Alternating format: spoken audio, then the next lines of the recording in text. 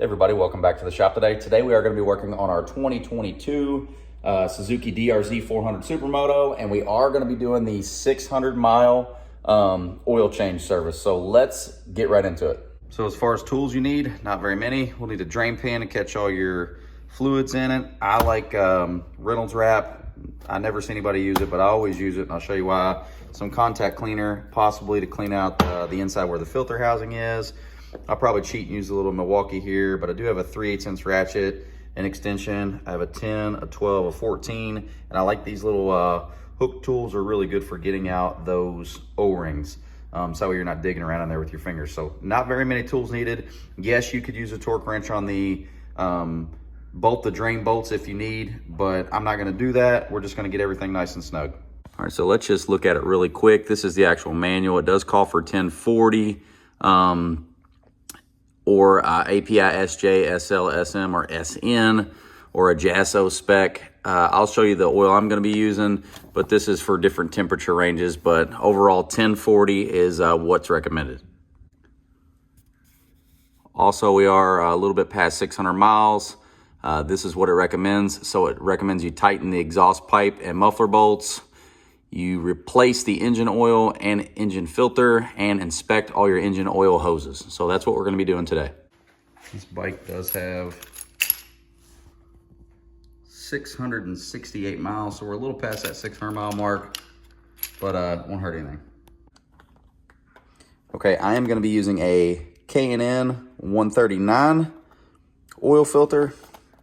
This does not come with O-rings, so I will be reusing my factory O-rings. Obviously, I'll inspect them if there's any issues with them whatsoever. I won't reuse them. I'll use brand new ones, but this bike is brand new. And as far as oil goes, I will be using Honda GN4 1040. I've been using this oil for literally over 20 years. I've been riding Hondas and other motorcycles, and this is what I've used on all 4-stroke applications, and I've never had a single issue. You know, it is specially formulated for bikes with wet clutches, which obviously this has. But I see a lot of people, they change the oil and they just throw some junk Super Tech in it or whatever. This is really cheap insurance, so put good stuff in your bike.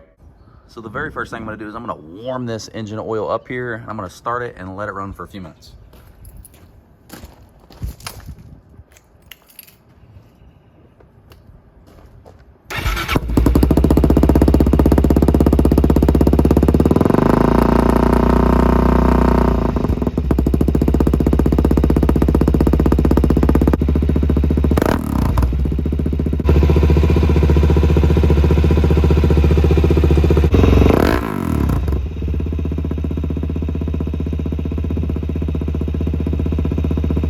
So the very first thing we're gonna do is remove our drain plug / dipstick, and it is in the actual frame itself. Okay, so here's where my aluminum foil comes into play. I just wrap it around everything, and then I'm gonna take this 12 millimeter out. That's your frame drain plug, and don't touch your pipe because it's hot as hell. Because you know, that's the first thing I did was touch the pipe right there. Dumbass. A 12 millimeter.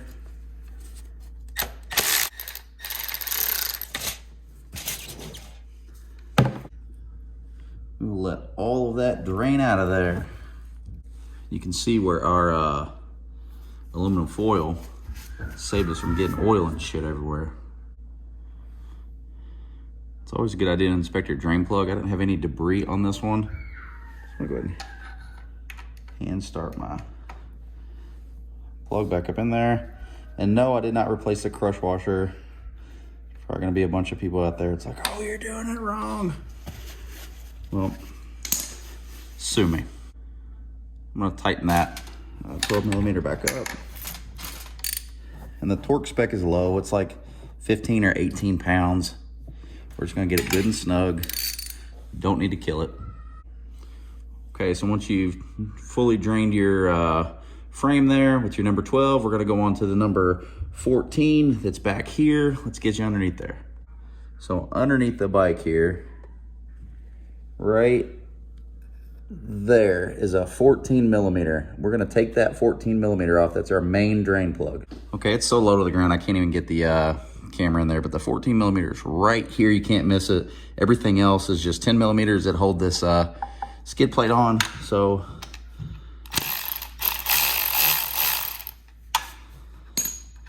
might do this one by hand here so I don't fill my socket up with oil.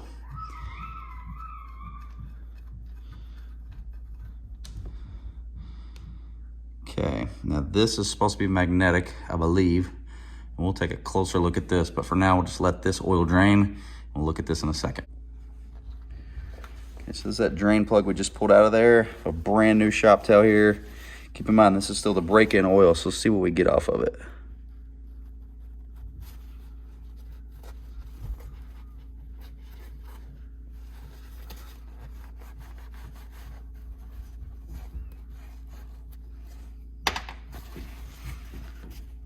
Not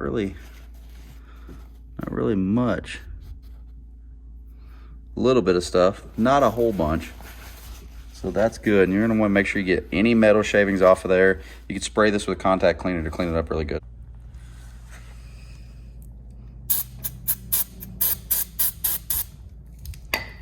Nice and clean. Okay, so this is where my aluminum foil comes into play there.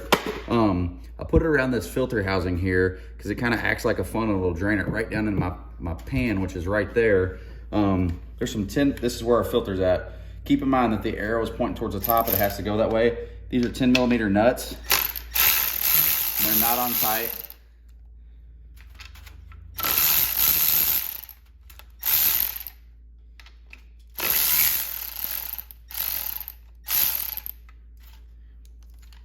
You could see that the oil just drains right down into the pan. You don't get it all over your frame and everything. Just a little trick that I like to use. Not saying that you have to do it, but something that helps me. I've always done it, even with cars. We'll pop this cover off. Now there is a spring here. You will see that spring, which is right here. Notice the O-ring is not here. It's actually still on the case. So we'll make sure we get that O-ring very carefully off the case. So you have an O-ring. A lot of oil filters will come with a new O-ring. The one that I purchased did not. And then our little pick tool, like we talked about, you just grab this filter and very gently pry this filter out. Whoops, and drop it like I did. So there's your factory filter that we've got out of here. And you'll see there's an O-ring inside. We'll get you inside here and let you look, but there's a lot more oil in here too. So we'll have to stand that up and let it drain out.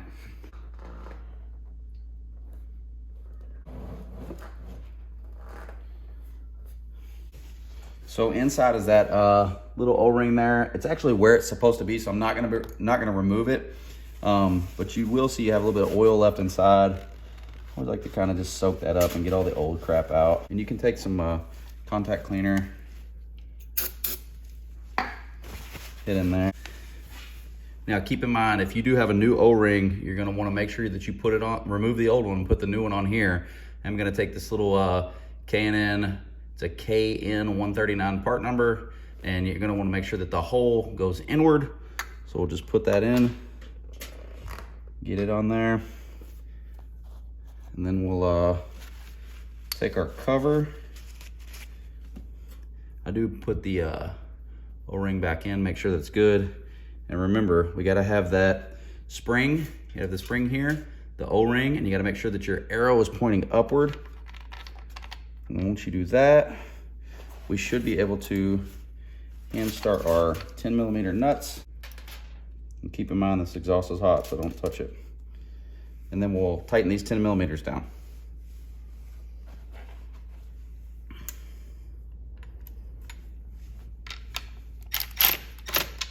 They don't have to be really tight. Okay, our cover is back on.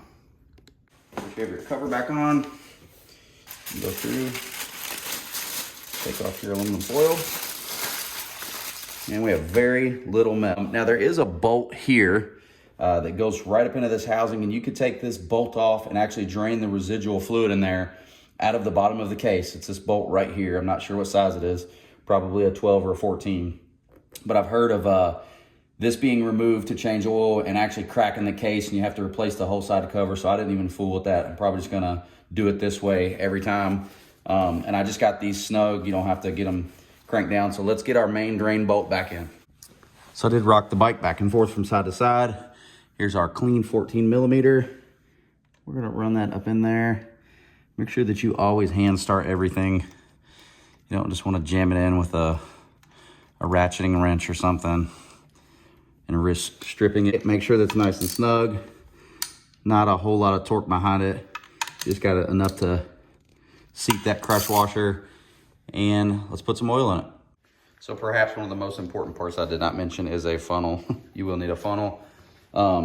So we'll just put the funnel in here, and the Honda oil, it actually comes with quart markings on there. Now, if you are just doing a drain and replace of the oil without the filter, it's 1.8 quarts. With the filter, it's 1.9. So we're just gonna get down to close to this 2 quart mark here, and then we will check it.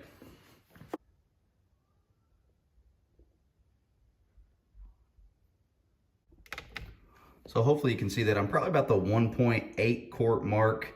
I'm gonna go ahead and fire this up, and we'll recheck it after it's warm. It's also a fantastic time when you've put the first little bit in to just check underneath and make sure you don't have any leaks. Check your side cover here, make sure you don't have anything leaking out.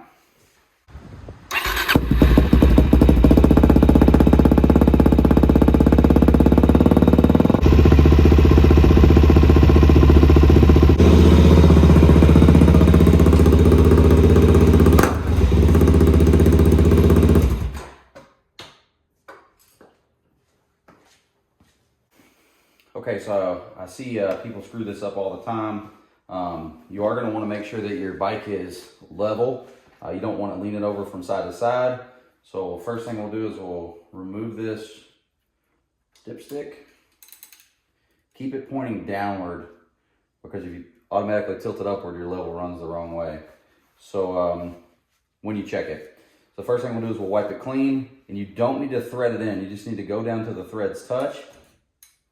Like this, let it sit for a second, pull it out, and we still need to add a little bit. It's gonna be difficult to see. Not sure if the camera's picking that up or not. We'll zoom in on it, but we're a little low, so we definitely need to add some. You can kind of see, yeah, we're about right there, and it's really clean, so it's hard to see, but you wanna be, you know, in between these hatch marks. Towards the upper end is preferably where you wanna be at. More.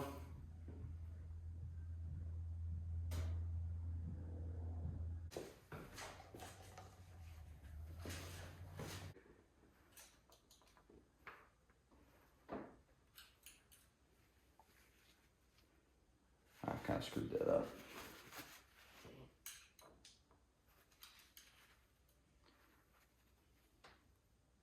Man, we are bang on the full mark. I'm not sure if you guys are going to be able to see that or not, but we are perfect right to the top of those hatch marks. Inspect one more time just to make sure that I don't have a bunch of oil all over the place. Battle burns. All right, everybody, that is it for our oil change on our 2022 Suzuki DRZ400 Supermoto. Super easy to do. Yes, there are other things we could have did. Replace the O-rings with brand new ones, put new crush washers on, used a torque wrench, change the hidden oil filter screen that's in that little oil hose. We didn't do any of that. It's not needed for your first break-in oil at your 600 miles. So yeah, that'll get you by. If you guys have any questions at all, please let me know. As always, I appreciate everybody for watching. Until next time, thank you and take care. Just the DR.